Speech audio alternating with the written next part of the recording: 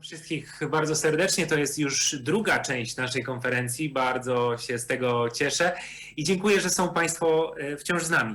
Jest dzisiaj blisko 260 osób, które nas obserwują. Tak wynikałoby z rejestracji, a więc cieszymy się bardzo, że Państwo nam zaufali. Witam w imieniu organizatora, a więc NAWA.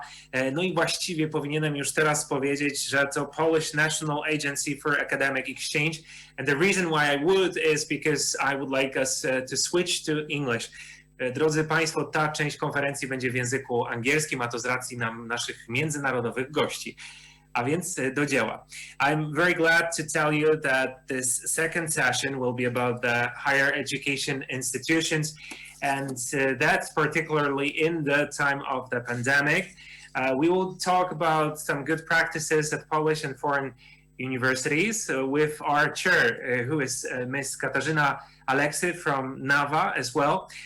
She's got more than a decade of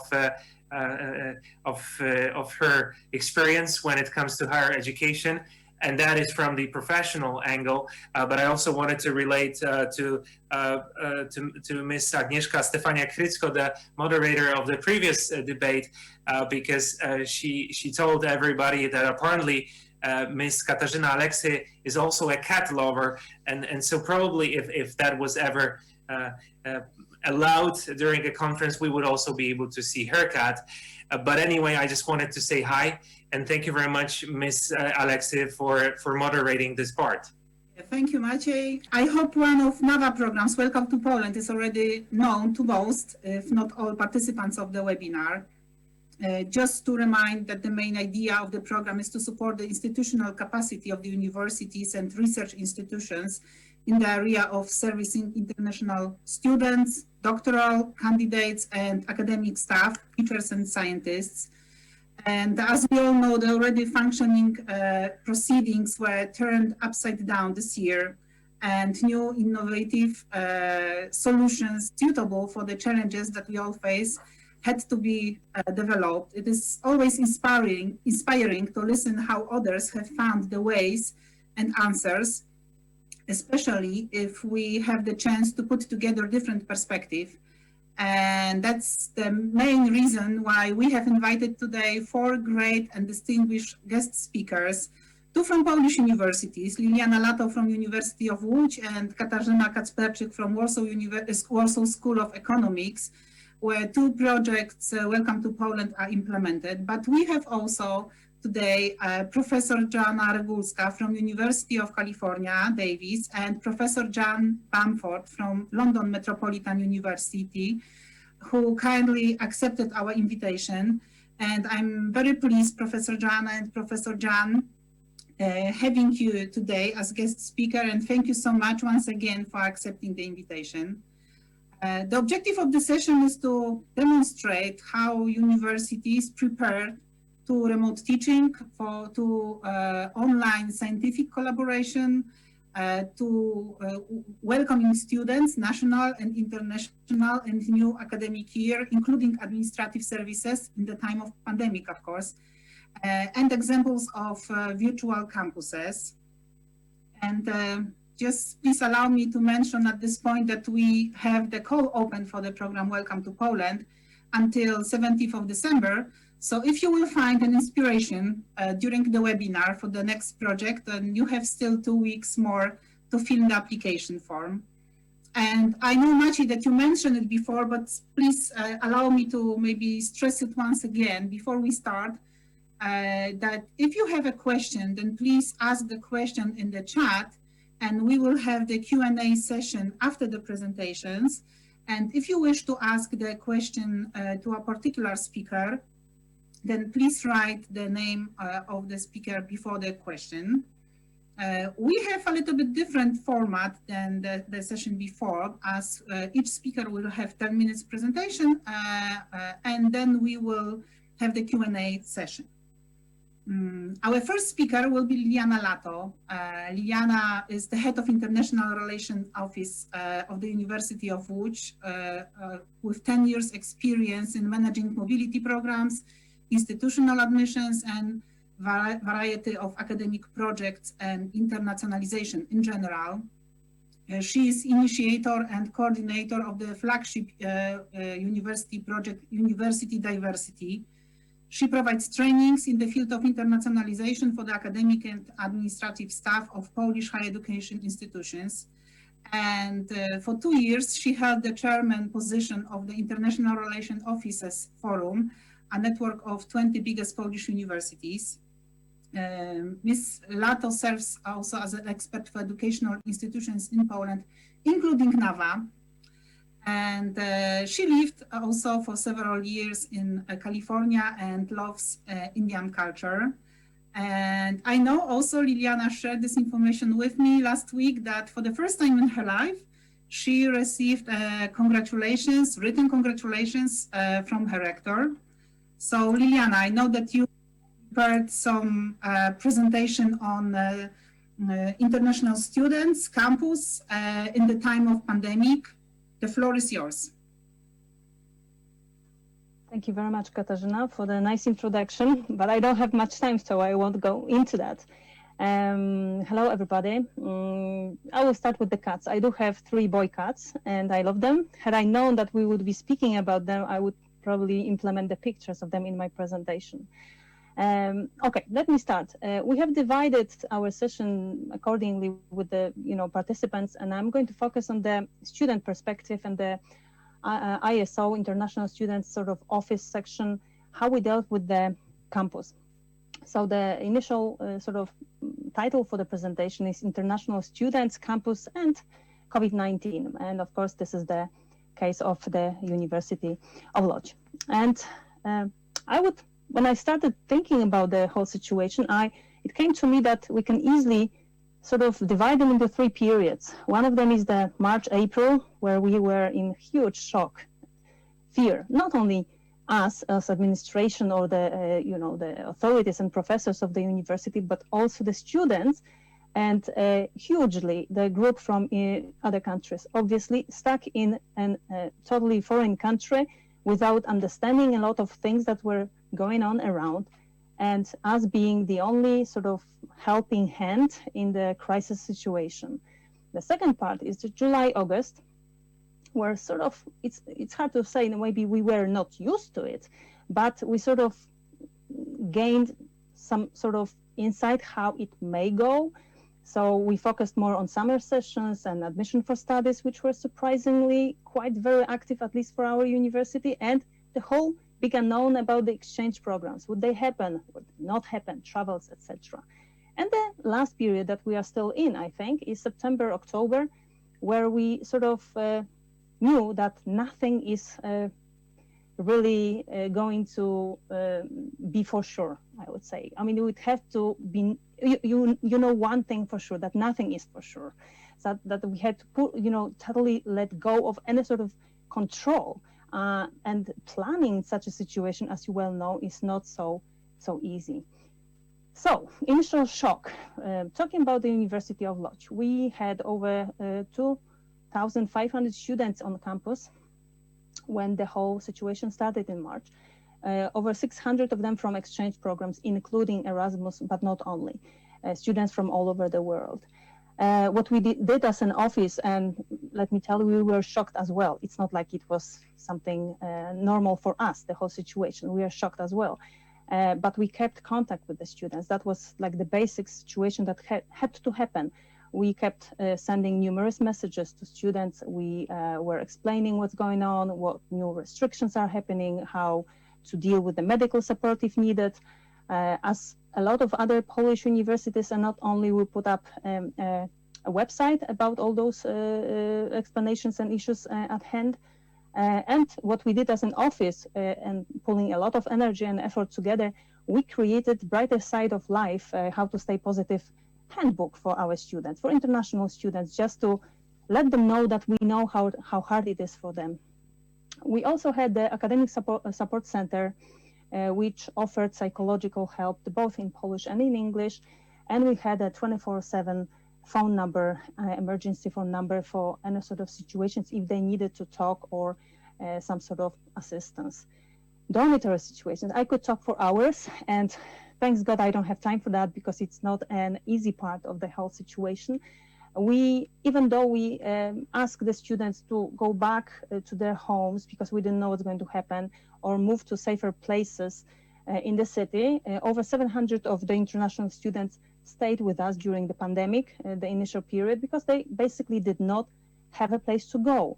And we had the full support of the rectors, the chancellor, and a lot of help, because one of our dormitories was under quarantine, and it was not easy. Hospital issues, testing, a lot of things happened. What we did as a university is we helped the students who were locked by buying the food and delivering the food to them, by contacting the embassies, by having a lot of contact with them by phone and by email, in which I personally took part because the issue was a little bit sensitive. So the top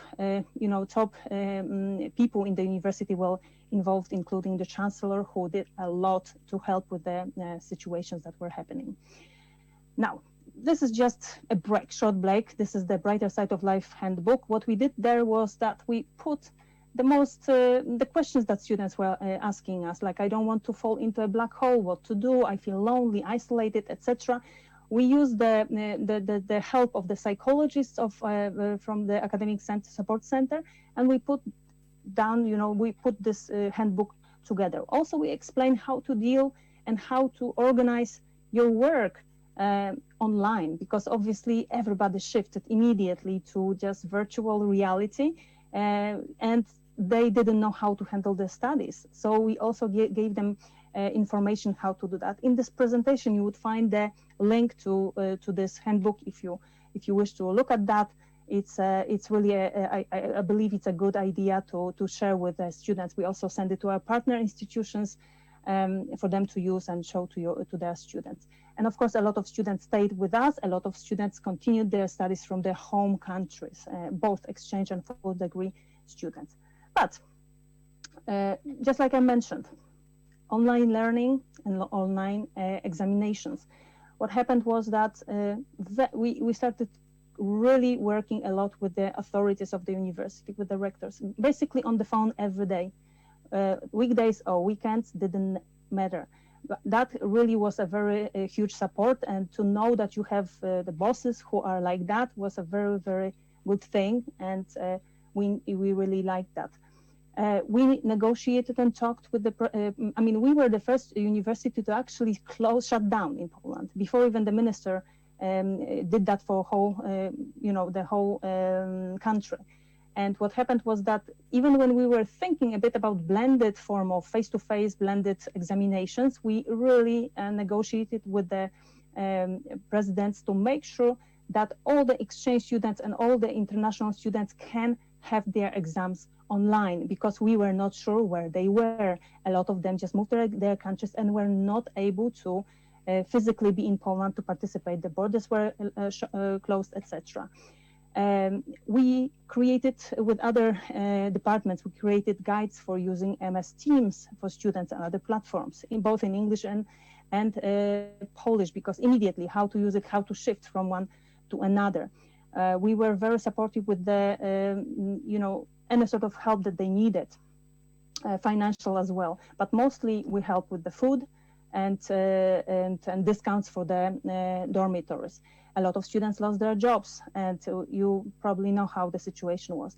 The problem that we found was that as far as the financial aid, Poland as a country has no holistic policy for international students. There's this division of, full-time degree students paying, not paying, the scholarship students from NAWA, the exchange students from other countries, and each section is like divided. Some aid is okay for one group, it's not okay for another group.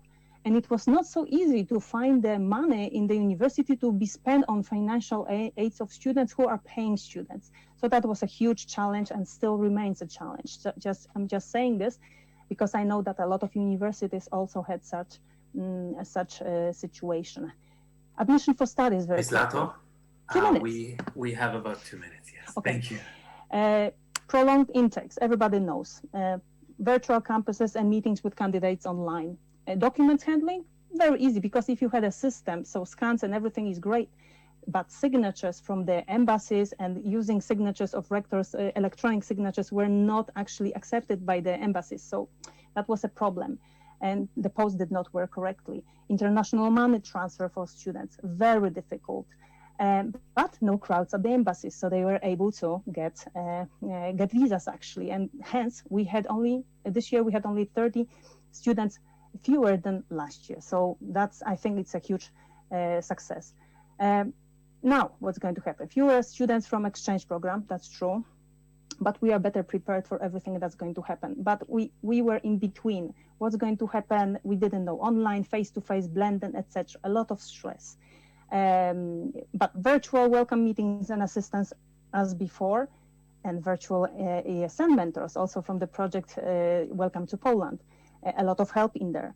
And keeping the students involved. We are going to have online meetings, and for the past 5 years, we had Christmas guests inviting our international students to our homes. This time we are going to have online Christmas Eve with Ms. Rector and the other students and other staff, just explaining and sharing our tradition. And summary. I think that the whole situation actually can turn into a positive one if we look into this, because it was a time of challenge but also opportunities, because we get to learn a lot of things. We identified our strengths and weaknesses in management and a lot of things. So, and I think that I'm not the only one that has this sort of opinion at this point. We got new, skills that we learned, and using the running the office and working, and Kasia from School of Economics is going to talk about that. The administration shifted into working online virtually. So it is just like something that we did so quickly and so elegantly, I would say, on many levels, that there's no turning back. I think that we are actually looking to the new future for the Polish universities and the way we are handling the communication within the universities and with the international and Polish students as well. So I think I'm done with the 10 minutes. Thank you. Thank you, Liliana. And I have to say, I don't know if it's publicly known, however, it was in the press, that all the efforts paid off, as University of Łódź is among top 3 universities when it comes to number of international students for the current academic year. So congratulations. Thank you very much. That is true. It was a big surprise, but it has been hard work for many years. And well, thank you very much, Kasia. Thank you. Our next speaker is Professor Jan Argusca. Professor Argusca is the Vice Provost and Dean of Global Affairs at the University of California, Davis, where she also is a professor of gender, sexuality, and women's studies. For more than 3 decades, Professor Argusca has led large-scale programs that have transformed institutions, established collaborative partnerships, and substantially improved globally focused services for students, faculty, and staff. She received so many awards that actually we can spend the whole webinar on only mentioning it, but I don't know if it's most important for her, but she received also a doctoral honoris causa from Tbilisi State University, Georgia. She received also Fulbright US Korea International Education Administrator Award. And in 2019, last year, she was honored as the first ever recipient of the Senior International Officer Award from the Institute of International Education. And this award is reserved only for CEOs showing leadership across the spectrum of international education, while developing cohesive strategies, driving innovation, advancing impact, and fostering relationships. Currently, Professor Argusca is championing 2 visionary initiatives at university: an ambitious goal to provide 100% of students with valuable international or intercultural experiences before graduation, and a strategy for strengthening the university's international research, education, and engagements efforts through global centers in regions around the whole world. Professor Argusca, the floor is yours. Thank you so much, Katarzyna. And of course, thank you to colleagues at the Polish National Academic Exchange for hosting this panel. Good afternoon to everyone who is tuning in. I think Katarzyna and Liliana both gave a very good background, because obviously the COVID-19 pandemic has significantly impacted how we operate at UC Davis also. Just for those of you who might not be familiar, UC Davis is a comprehensive public research university, of course, with the tripartite mission of teaching, research, and public service. We are part of the University of California system, which is composed of 10 campuses, and we are located up in the northern part of California, close to Sacramento, which is the capital of the state of California, about an hour and a half away from San Francisco. I think something that is unique about our campus is that we are the most comprehensive of all UC campuses. And that means that we're spanning our areas of expertise from veterinary medicine, medical school, nursing school, law, management, and of course the usual suspect, liberal arts, engineering, and so forth.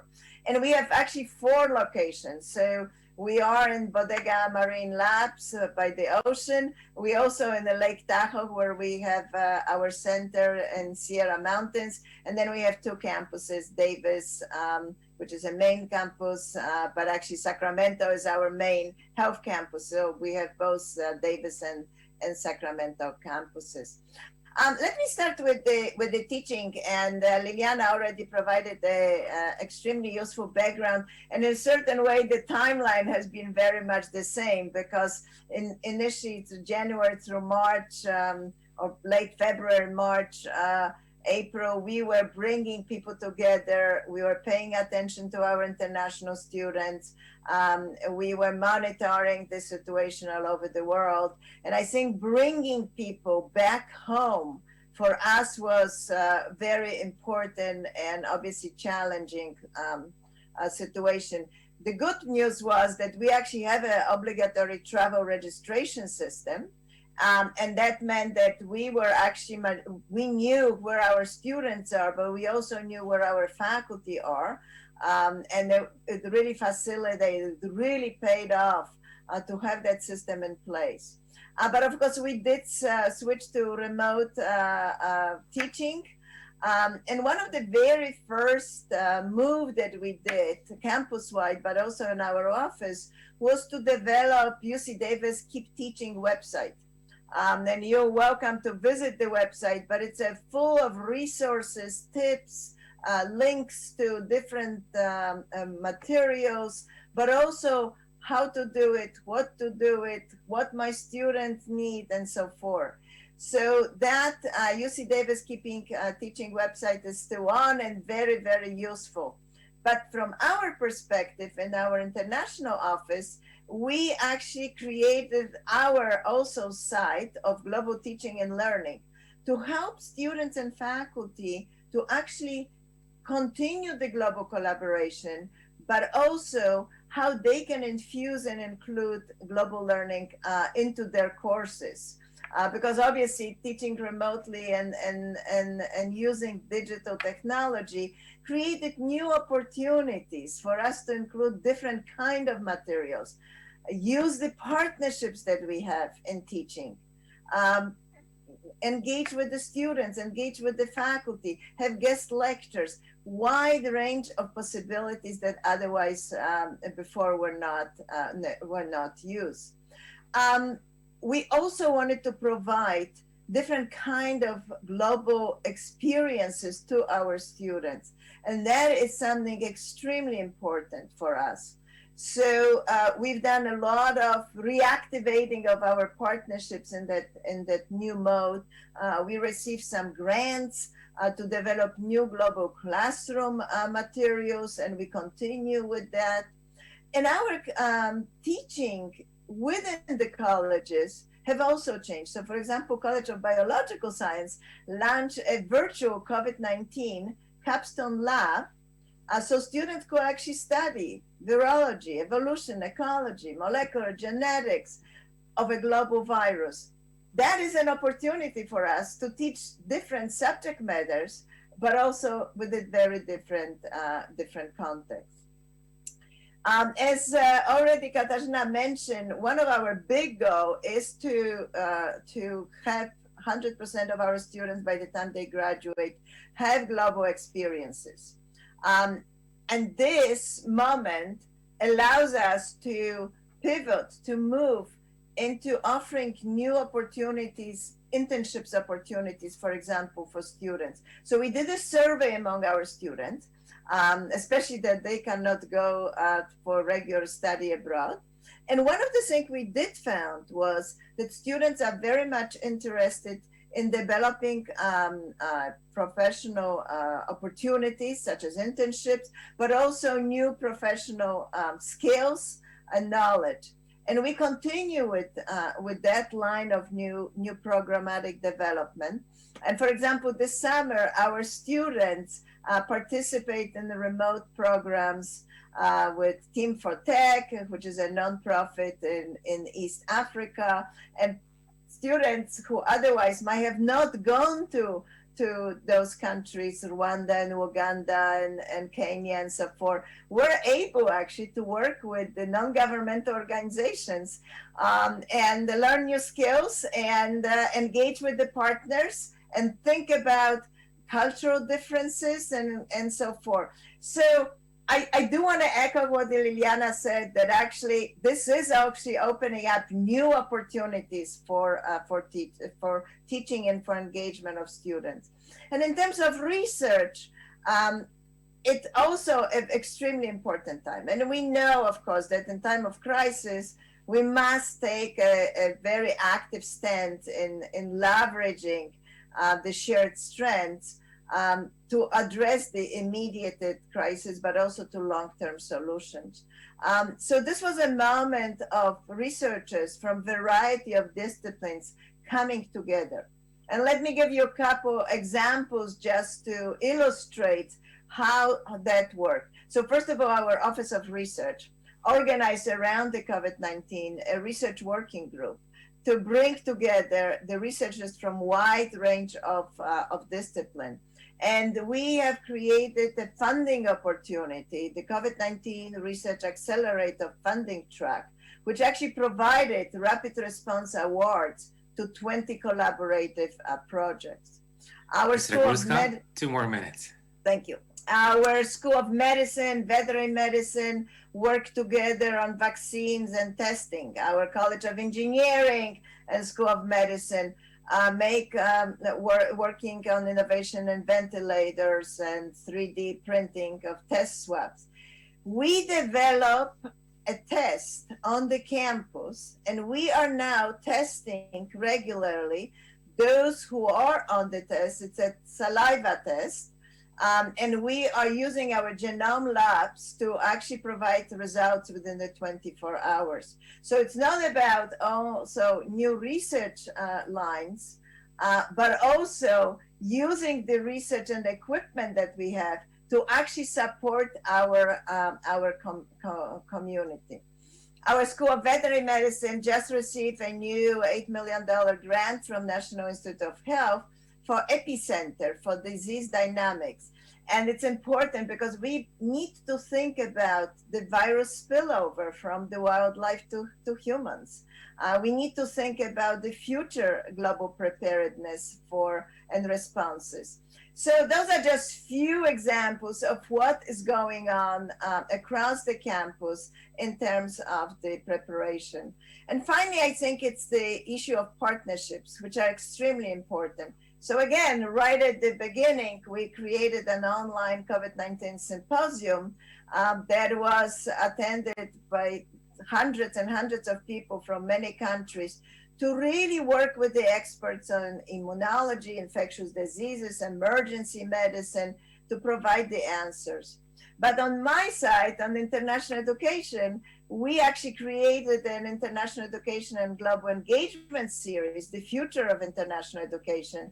And we have a series around the world with the presidents and chancellors to really provide an insight of what are we thinking about the future. And we have numbers of attendees, again, several hundreds, actually over 1,000 from 70 countries.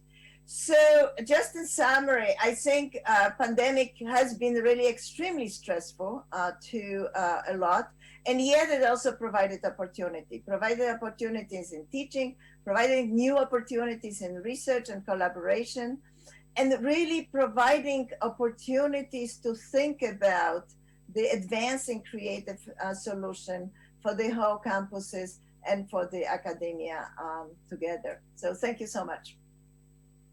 Thank you very much, Professor Argusca. And actually, when I heard your presentation, I thought actually that pandemic, the horrible situation, actually opened many doors and it really created opportunity to develop the scientific collaboration, which is great. I would say like research without borders, actually. Right. Exactly. Yeah. Thank you so much. The next speaker is Professor Jan Banford. She's Professor of International Higher Education and Head of Students' Experience and Academic Outcomes at London Metropolitan University in United Kingdom.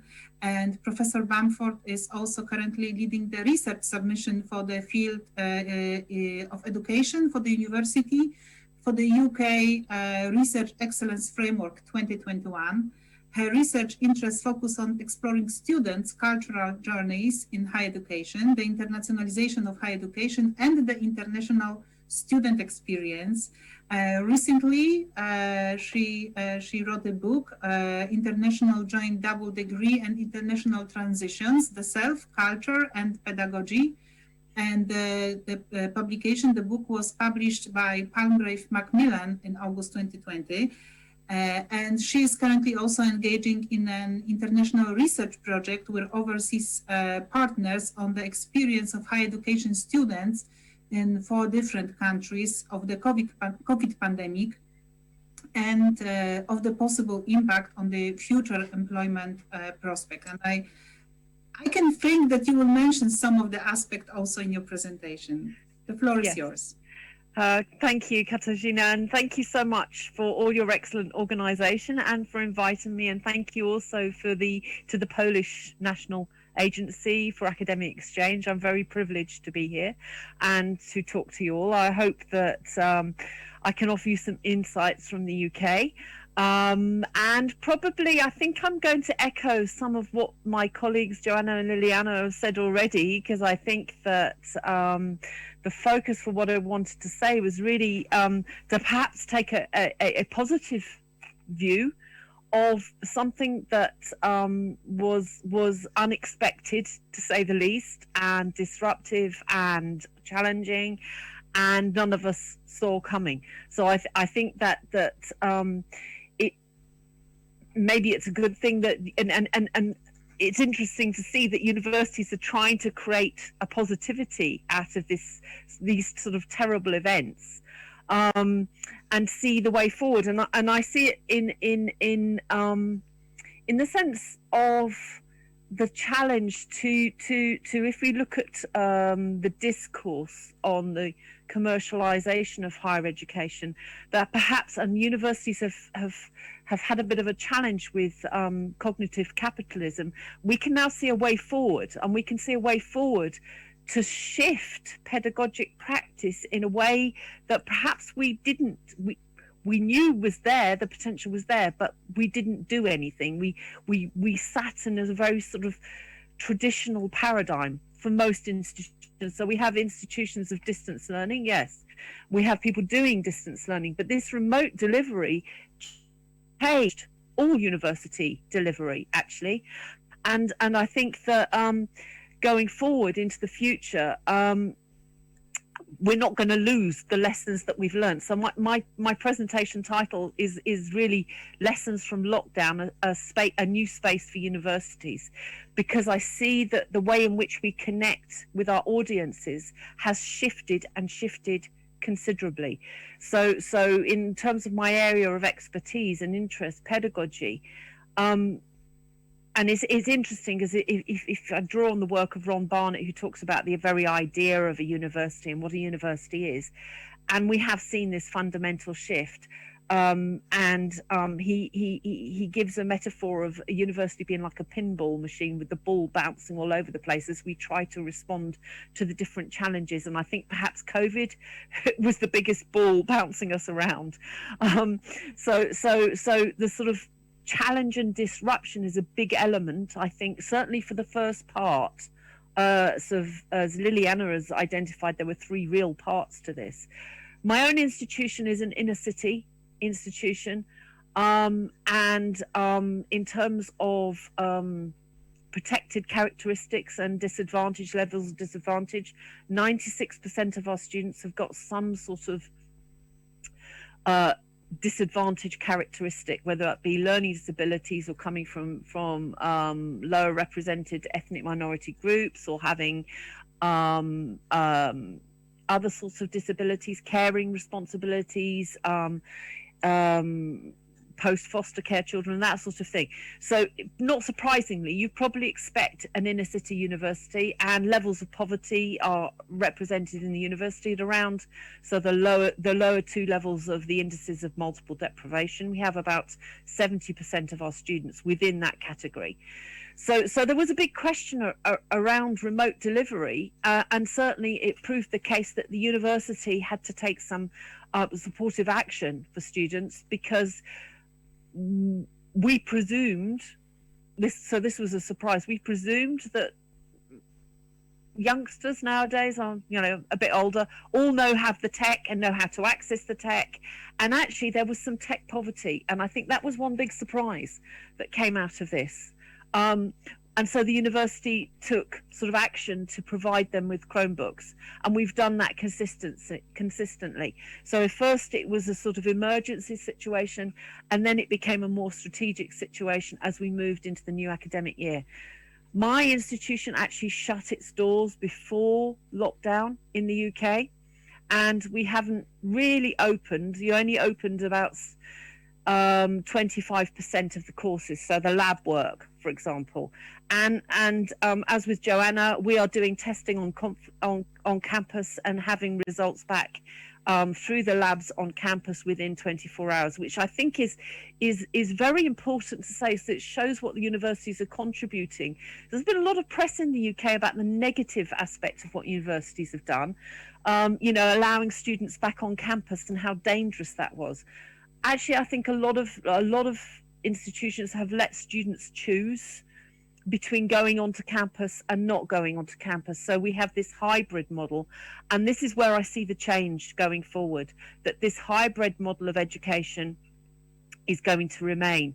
And the great news about that is actually that it does open international doors. So the global becomes the local, that our international students were able to return home, for example, and still study. And we've still got exchange students who've joined us, even though we were mostly shut, and they've joined us from their own country. So that we've been able to include that sort of virtual mobility dynamic. And I'm in the process of developing, so we're now using, as you would expect in a remote environment, the virtual learning environment has become very important indeed. The virtual learning environment has become a potential vehicle for that virtual international mobility. And going forward, I'm going to be engaging with the project soon to develop that with international partners. So that's just one aspect. And the other aspect, as well, as Joanna mentioned, is that the collegiality has grown immensely, I think, in research terms. And where things took longer, when we were in worked in a much more face-to-face dynamic, the possibilities of the technology have lent themselves to more collaborative international research projects. So I'm involved at the moment, I'm collecting the data at the moment from students on their COVID experiences in four different countries. And we're able to do that not so much through interviewing, but through asking people to record video diaries, which students are very adept at doing. I'm not so adept at doing such things. I hate taking videos of myself, I have to say. So, but they're quite comfortable with it, loading up 5-minute videos. So this is one of the things that I think has changed significantly. So emerging research methods, emerging research collaborations, I think is a very important aspect of this. And as I say, there's also value in the pedagogic shift that we're now seeing. And being the type of university that we are, what we have noted, so we have a definition that is common in the UK literature of commuter students. So students don't live on campus as such, even though we have halls of residence opposite. They tend to commute into university and go home again. And the university life is built around their jobs, their caring responsibilities, and you know, the school run and things like that. And what we're finding is the engagement in classes previously has always been a challenge for us. You've got 2 minutes, okay? Yes. Okay, and what we're finding is much higher levels of engagement. So students are going to work and listening to their lecture on their earphones, which it's great because it means there is much more in terms of the students' interaction with their learning. Another challenge or shift has been the actual pedagogic nature of delivery. So, you know, we've had to understand that we've moved from an emergency situation where everything was done very quickly into actually strategic planning of the way in which people deliver the classes. And as the previous speakers have said, much more, you know, lots of tech training, lots of support and staff development for the staff, and an idea. And what's I think is really interesting about this situation is this sort of debate that we've had in higher education about, oh, everything's going to go online, it's all going to be MOOCs, it's all going to be mass online delivery. It's very clear from the feedback from students, they don't want that. They want face-to-face interaction. And so maybe the universities have secured their place in the future of higher education because the MOOC debate has essentially been pushed aside. And what they actually want is to have both. They want to be able to engage online when they can, but also have that interaction with their tutors and lecturers. So small chunk delivery has now become a feature because you can't lecture online for an hour and a half. It becomes very tedious and tiring, and I think we all know how exhausting the online environment is. Everything takes a lot longer, so you have to be aware in delivery terms of the differences. But what students have really pleaded and begged for is those synchronous interactive sessions with their tutors. They reduce isolation, they allow the students to build a community with each other, and we've seen, even with recruiting new students at the start of term in a remote environment, them setting WhatsApp groups up during the induction sessions. It was actually fascinating. So we did a lot of game playing, and during those induction sessions the students were actually quickly and easily setting up WhatsApp groups so that they built their community themselves, and it was across courses, and that was also so fascinating. So I think there's a lot of real positives to take away. And the other thing is assessment. And you know, many of my colleagues are wedded to traditional assessments online, so exams, and we can't do exams. So we had to do an online alternative. And what we've seen, and it kind of reassures more traditional colleagues, is that actually you can assess learning outcomes very effectively using more flexible approaches to assessment. So that's another thing. And we've seen better performance as a result. I think that probably takes me to my 10 minutes.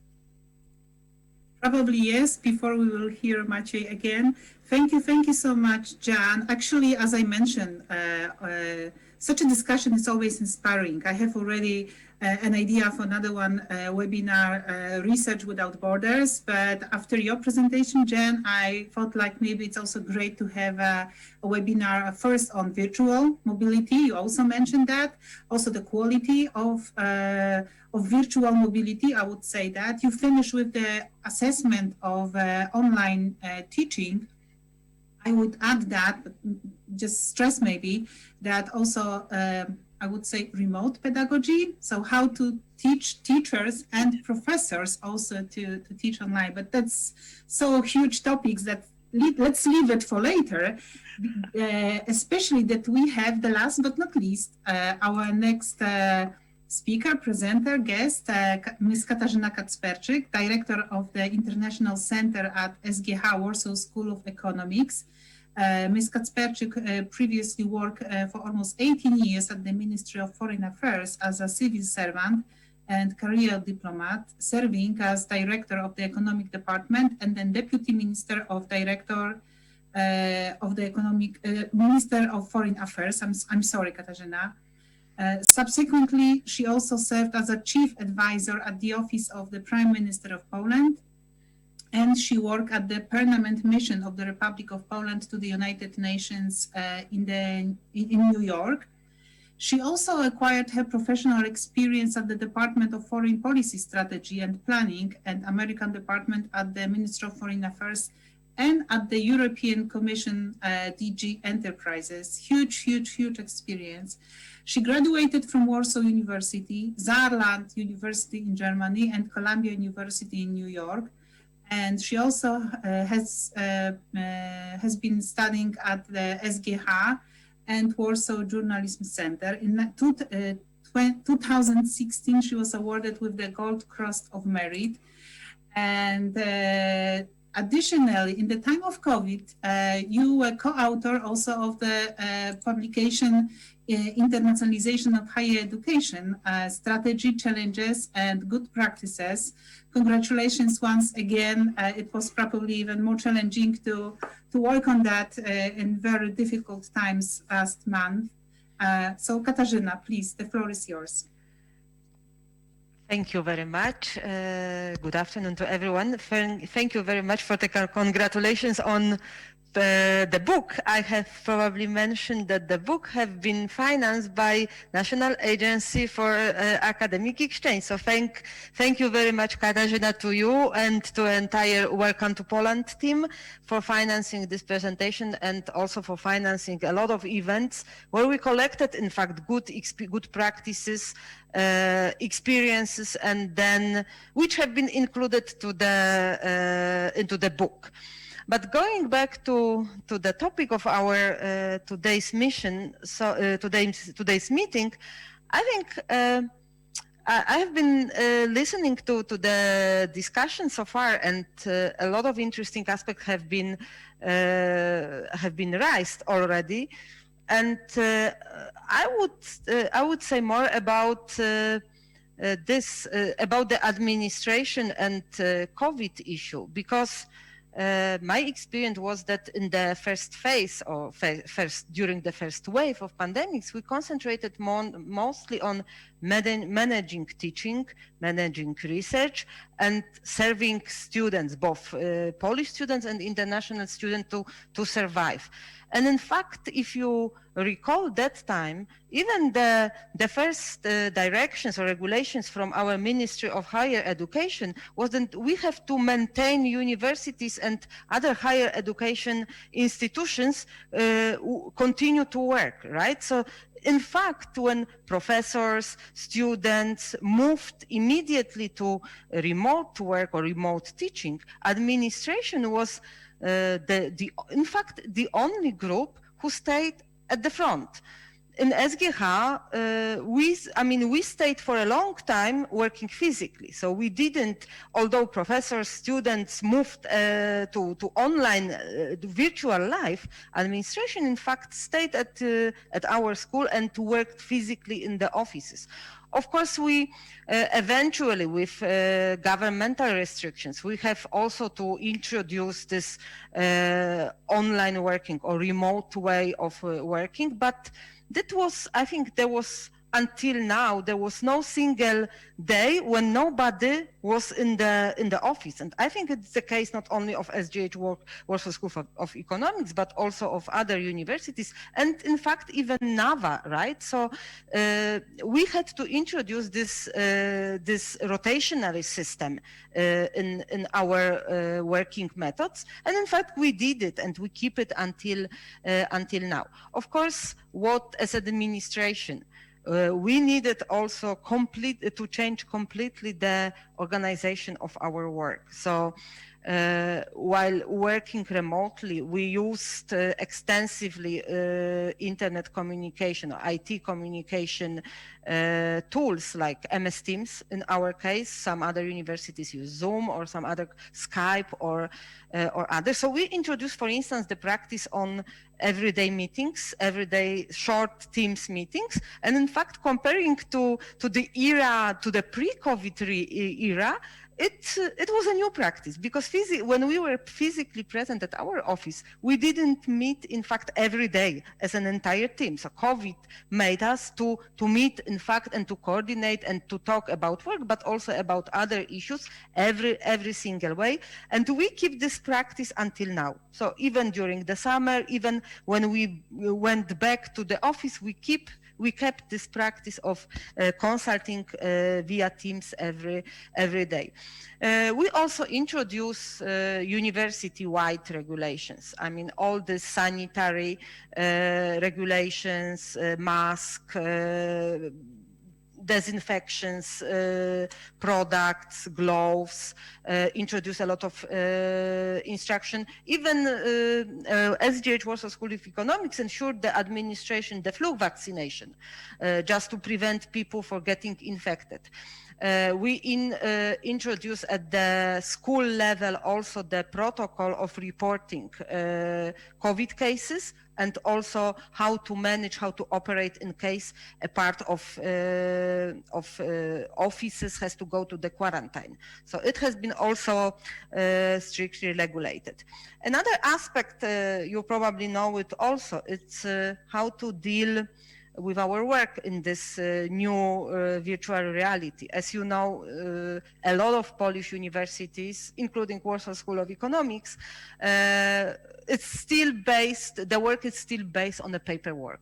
It's not only because school didn't digitalize or modernize, but you look at the financial documents, which in many cases we have to process physically.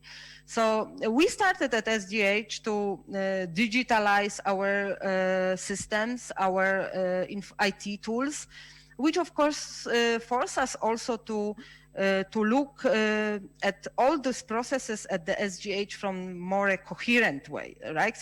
So far everybody had like a small work and did something. So now we try to find solution, IT solution, online solution for the entire school. And I think this will stimulate to a big extent also the modernization of SGH and also the of our work.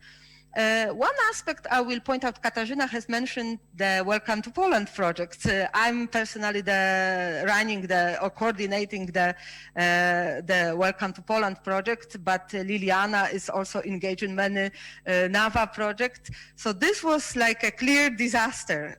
When we have planned like 2 years ago a lot of activities, foreign trips, invited guests from abroad, the training, building up competences, everything has been planned physically. And now, immediately we have to switch with all the activities into an online mode. So I can mention one example from SGH. We have been organizing like a training for trainers, which took place was planned for 6 months, and then it was very interactive with interpersonal training and etc. And then we had to move from one day to the other to the online mode for this. Of course, you had to manage the project, the administration, and I think most of the international offices in Poland had to manage also this project, which was also the challenge. I think what was important and what is still important is first the good cooperation with institutions, like with NAWA in case of Welcome to Poland and other projects. So I use this opportunity. Thank you very much for flexibility and for understanding in this case. The second thing I would mention also is the good coordination and exchange of experience with other Polish universities. So Liliana has already mentioned this IROS forums, which is the forum of international offices in Poland. So we had also a lot of online meetings where we could consult what we're doing, what we introduce at our universities, how we deal with difficult situations. So it was really a great thing for administration as well. And maybe I would also, Liliana also mentioned that how important was the... Ms. Kacperczyk, Yeah. 2 more minutes. 2 minutes, thank you. How important was the engagement of universities authorities? And I would say also in case of administration, it's also important. So we had a lot of, and have this meeting until now as well, a lot of as administration meetings also with rector, with vice rector, also online meetings. And I think administration needs also to know that not only education, not only professors, not only research, not only students, but also administration and the role of administration is recognized and valued within university. And to summarize, I agree that COVID and the whole situations we had to live with can generate positive outcome also for the future in terms of modernization of our work, of administration. But I would also say two things. One thing at the very end, we were mostly concentrating on managing our work, introducing new IT solutions, new organization of work. But what we had to be aware, and we still are to be aware, that it's not a new normality, it's not a normal situation, it's an extreme situation. It's an extreme and very difficult situation, and people have to deal it. I mean, I think people who are working at the universities have to deal it with this situation every day. So I was always saying that we need also a good leadership and people with good, which can good manage the groups. So we cannot concentrate only on having people doing the job, but also to get more in the, I wouldn't say in the private life, but to show a little bit more empathy, and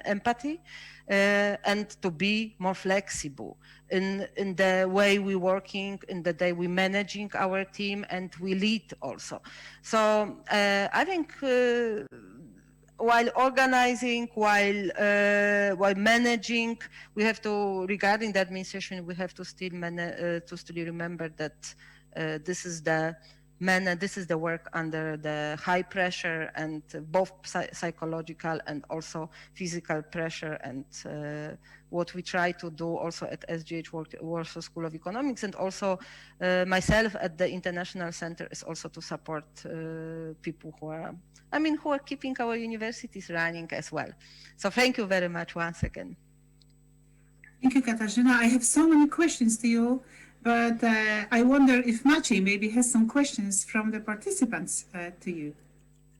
Actually, I do have a question that is from NAWA, and that is just one question, and I feel like that's perfect because we only have about 5 minutes left, so we possibly would hear maybe from 1 or 2 of your kind panelists, and the question has to do with the future, and so we wonder how do you prepare for the next 12 months, because obviously we may not be sure what is ahead of us, but we are pretty sure that you already think of the next year, and so we are curious what your 2021 could be like.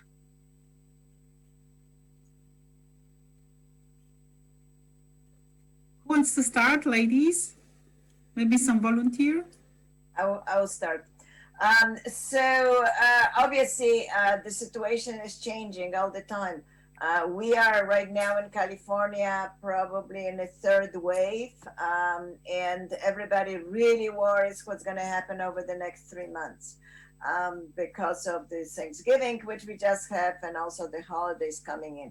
So I think one of the elements is that uncertainty will continue. The unknown, we are very much not only as a university regulated by our own policies, but also by the state and local health guidelines. These are changing depending on the situation. So the health context is unknown. We don't know what are the implications for the enrollments for the next year, obviously.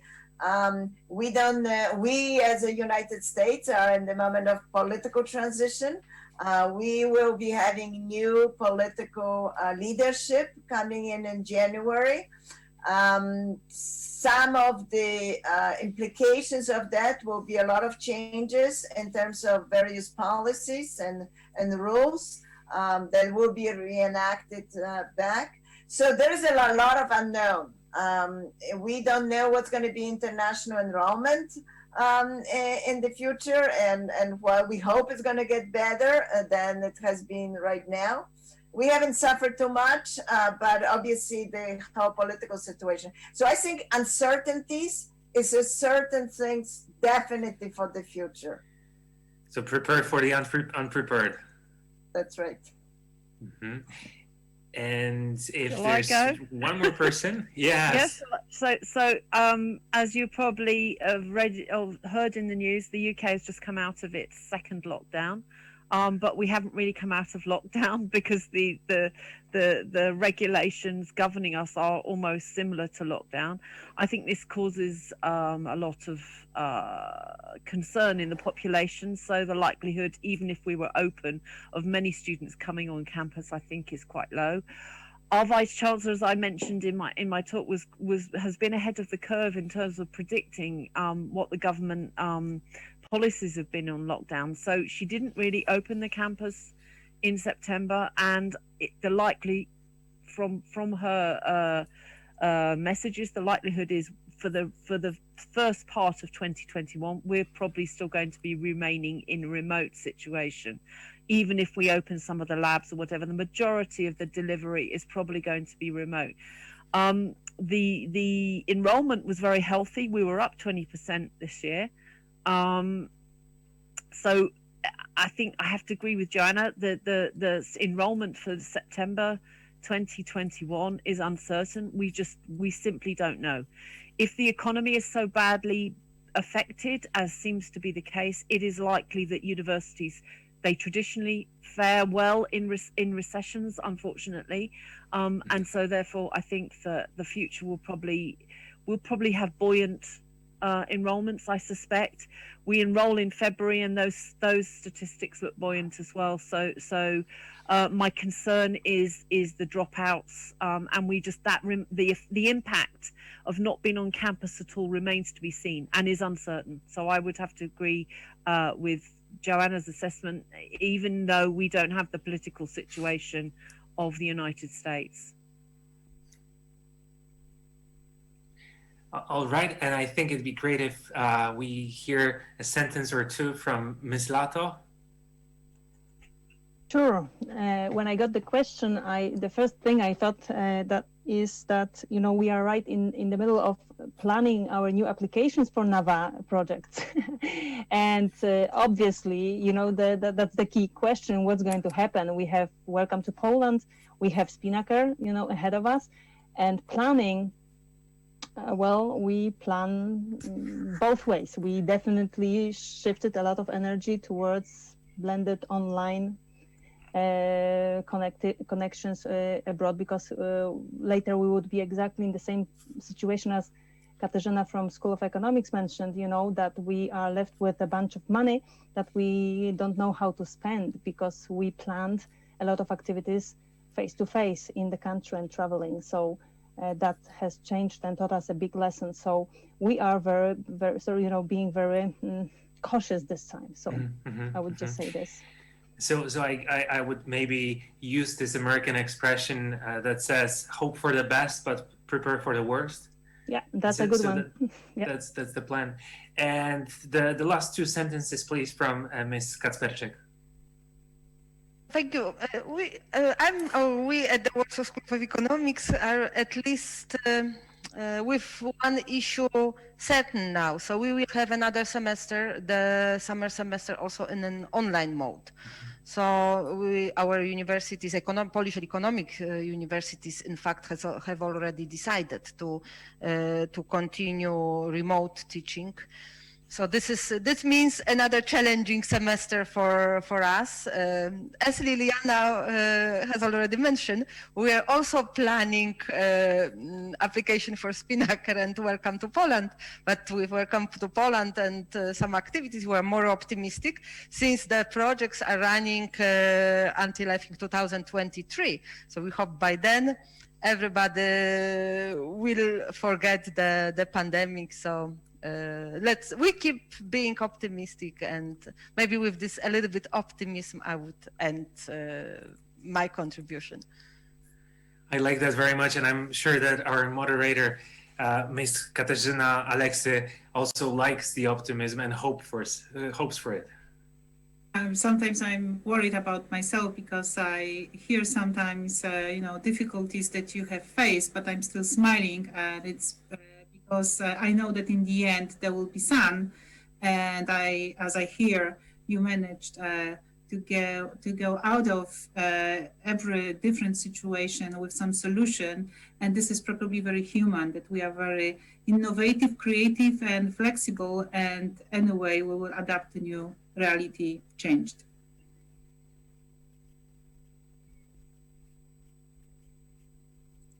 Maciej, maybe your microphone.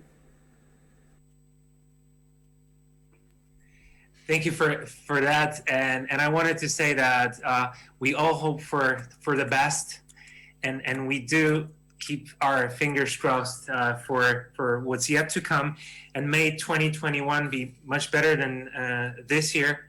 I'm pretty sure we all keep our fingers crossed for that. That's the American, I guess, and the English and the Polish would be like this.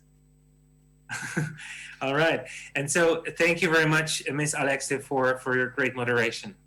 Actually, I just want to say one more time, thank you, all my guest speakers, great ladies, experienced professionals. Thank you once again, especially that Joanna had to wake up 9 hours before us. So actually, it's like 6:30 your time.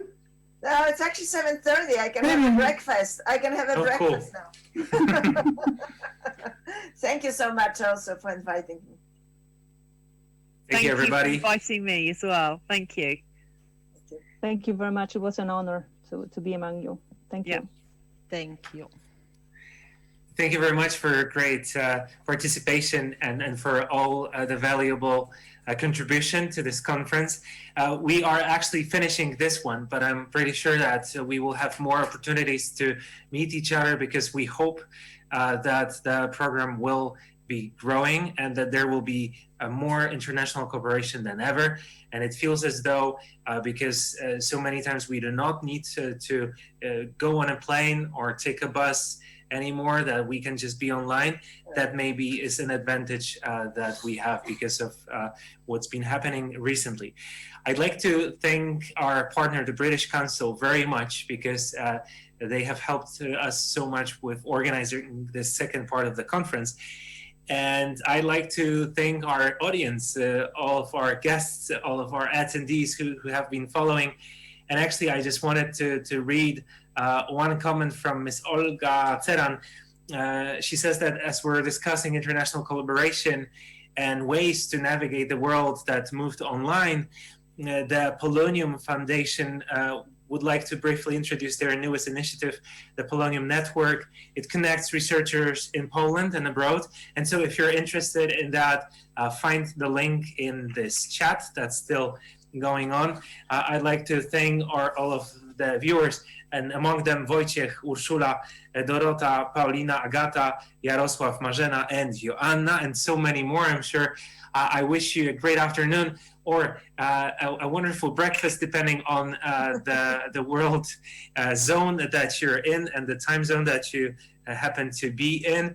Enjoy the rest of this day. And thank you so very much for letting me be part of this. I really enjoyed this conversation. And I have to say that if we manage to fulfill some of the hopes that we've discussed, I think that the world will be a better place.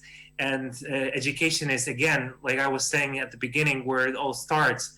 And education really could be the most powerful weapon to use to change the world. So thank you very much for this day, and see you.